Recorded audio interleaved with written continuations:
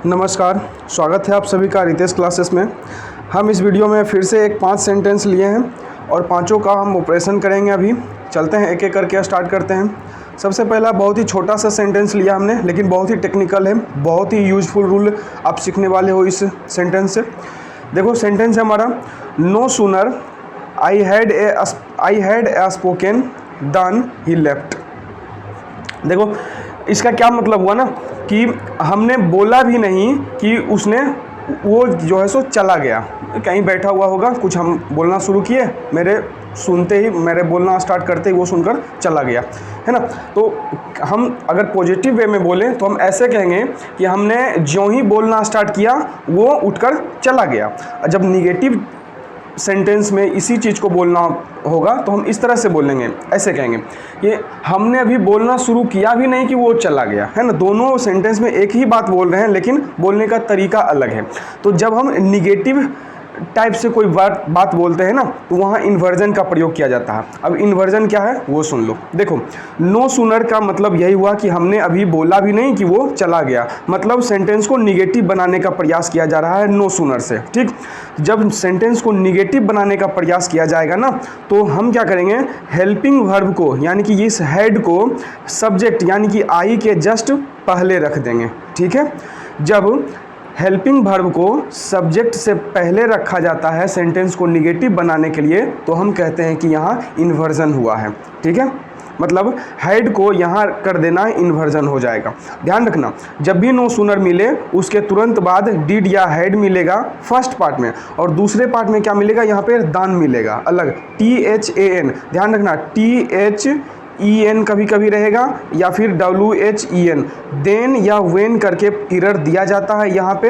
हाँ ध्यान रखना, हमेशा THAN दान ही होगा। ठीक, और यहाँ क्या होगा, नो सूनर के बाद और सब्जेक्ट के पहले डिड या हैड का प्रयोग होगा, तो इस हैड को उठाकर हम आई के पहले ला देंगे।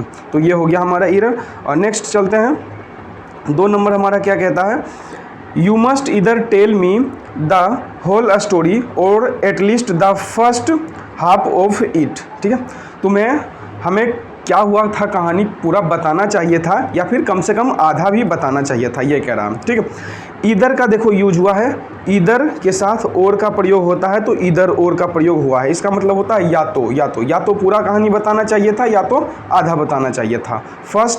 The first half of it, इसका पहला आधा कहानी बताना चाहिए था। तो देखो इधर या और जो है ना वो किसको जोड़ने के लिए आया है, आप ये सेंटेंस में ये देखो, ये 2 चीज़ों को जोड़ने के लिए आया। किस किस को, या तो पूरा कहानी सुनाओ या तो आधा कहानी सुनाओ, यानी कि पूरा कहानी को, होल स्टोरी को और द फर्स्ट हाफ को जोड़ने के लिए आया है। तो जब फर्स्ट हाफ के पहले, एटलीस्ट फर्स्ट हाफ के पहले और है तो यहाँ भी द होल स्टोरी के पहले इधर रहेगा। ठीक है, यानी कि सेंटेंस आपका हो जाना चाहिए, यू मस्ट टेल मी इधर द होल स्टोरी और at least the first half of it. ठीक है, यानी कि इधर टेल मी के बदले टेल मी इधर का यूज होगा, इस इधर को यहाँ से उठाकर यहाँ कर दीजिए मी के बाद, तो आपका सेंटेंस करेक्ट हो जाएगा। क्योंकि तुलना नहीं, क्योंकि जोड़ने का काम किसके बीच हो रहा है, द होल स्टोरी के और at least the first half of it के हो रहा है। तो आइदर और का प्रयोग इन दोनों के जस्ट पहले होगा। आगे बढ़ते हम थर्ड सेंटेंस हमारे पास है, the aircraft was overloaded. Aircraft overloaded था। ठीक है, आगे पढ़ते हैं, there was something wrong of the battery, कुछ गलती था बैटरी में। ठीक, and the engine was making a noise, engine क्या कर रहा था, आवाज़ कर रहा था। ठीक, देखो क्या इसमें समझ में आ रहा है, द एयरक्राफ्ट वाज ओवरलोडेड, इसमें तो कोई दिक्कत नहीं है। देयर वाज समथिंग रॉन्ग, कुछ गलत था, wrong of the battery, battery में कुछ गलत था। अब ये देखो रॉन्ग जो है ना, गलत जो है, इसके 2 वर्ड होते हैं, एक तो गलत होना होता है और दूसरा खराब होना होता है। तो यहाँ पर आप सिंपल सी कॉमन सेंस से सोच सकते हो, जब बैटरी का इस्तेमाल किया गया है तो हाँ यहाँ रॉन्ग का किस सेंस में यूज हुआ है, खराब के सेंस में यूज हुआ है। ठीक है, जब रॉन्ग का यूज खराब के सेंस में हो ना तो रॉन्ग अपने साथ विथ नाम का प्रीपोजिशन लेता है, यानी कि ऑफ को हटाकर हम क्या कर देंगे, विथ कर देंगे, हो जाएगा there was something wrong with the battery. ठीक है, इस तरह से इसका एरर हम लोग फाइंड किए हैं और सही किए हैं। और आगे जो भी है सही है। The engine was making a noise, engine आवाज़ कर रहा था। आगे कुछ दिक्कत है ही नहीं, बस यहीं रोंग के जगह पे रोंग के साथ ऑफ की जगह पर विथ लगा देना। आगे देखते हैं, a through inquiry of the misappropriation of fund. क्या हो गया देखो, यहाँ तक सब्जेक्ट हो गया आपका। क्या हो गया देख लो, फंड के मिस अप्रोप्रिएशन मतलब गलत उपयोग में, कुछ धांधली घपला में क्या होना चाहिए, एक इंक्वायरी होना चाहिए, एक इंक्वायरी होना चाहिए। फंड के घपलेबाजी में एक इंक्वायरी क्या है, इज़ नाउ इम्परेटिव। इंक्वायरी अब आवश्यक हो गया है। नाउ मतलब अब और इम्परेटिव मतलब आवश्यक। फंड के मिस अप्रोप्रिएशन में एक इंक्वायरी आवश्यक हो गया है to bring the guilty to book. देखो ध्यान रखना, गिल्टी का मतलब तो दोषी हुआ, और यहाँ ब्रिंग द बुक ये एक फ्रेज है।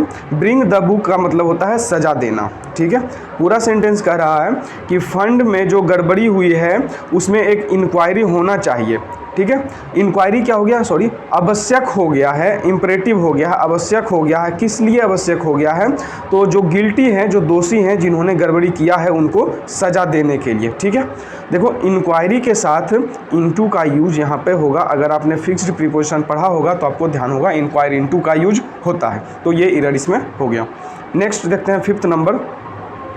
देखो सबसे इम्पोर्टेंट, पांचों में सबसे इम्पोर्टेंट, गांठ बांध लेना, याद कर लेना, रट्टा मार लेना, और सबसे ज़्यादा बार कोई सवाल पूछा गया है कॉमन एरर में तो ये है आपका। ठीक है, यहाँ नो, गलती से ये लिखा गया है नो एरर है। ठीक है, नो एरर यहाँ पे लिखा हुआ, मिस्टेक हुआ है। ठीक, देखो हम सेंटेंस हम लोग पढ़ते हैं, क्या है, I would have asked him, हम उनसे कहे होते या पूछे होते, क्या कहे होते, टू लीव द हाउस, घर छोड़ देने के लिए, इमीडिएटली, तुरंत ही घर छोड़ देने के लिए हम उनसे कहे होते। इफ़ मतलब अगर my father would not have been leave at home, have been at home, अगर मेरे पिता घर पे नहीं होते ना तो हम उनको घर छोड़ देने के लिए कहे होते। कोई व्यक्ति होगा उनको, उनसे कह रहा होगा कि घर मेरा छोड़ दो आप। ठीक, देखो गांठ बांध कर रख लेना इस तरह के सेंटेंस में।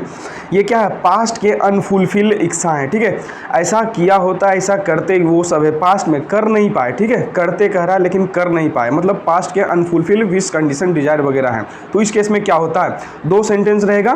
पहला सेंटेंस क्या था, I would have asked him, हम उनसे कहे होते छोड़ देने के लिए, पहला सेंटेंस ये हुआ।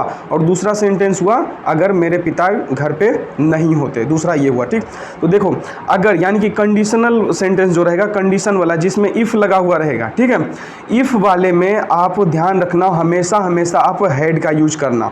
यहाँ क्या होगा, इफ माई फादर, वुड को काट दो, हैव को काट दो, बीन को काट दो, लगा देना है क्या, my father had. If my father had not, sorry been रहने देना एट होम। ठीक है, इफ़ माई फादर, वुड के जगह पर आप हैड लगा देना और हैव को हटा देना। My father had not been at home का यूज होगा। एक तरफ इफ़ वाले में हैड रहेगा तो दूसरे वाले में इधर वुड हैव ही रहेगा। ध्यान रखना, एक वाले में वुड हैव रहेगा तो इफ़ वाले में हैड का प्रयोग होगा। हमेशा ये रूल चलेगा। ठीक है, तो ये 5 सेंटेंस थे आपके लिए। उम्मीद करता हूँ आपको अच्छा लगा होगा, समझ में आया होगा। इस वीडियो में इतना ही, मिलते हैं नेक्स्ट में।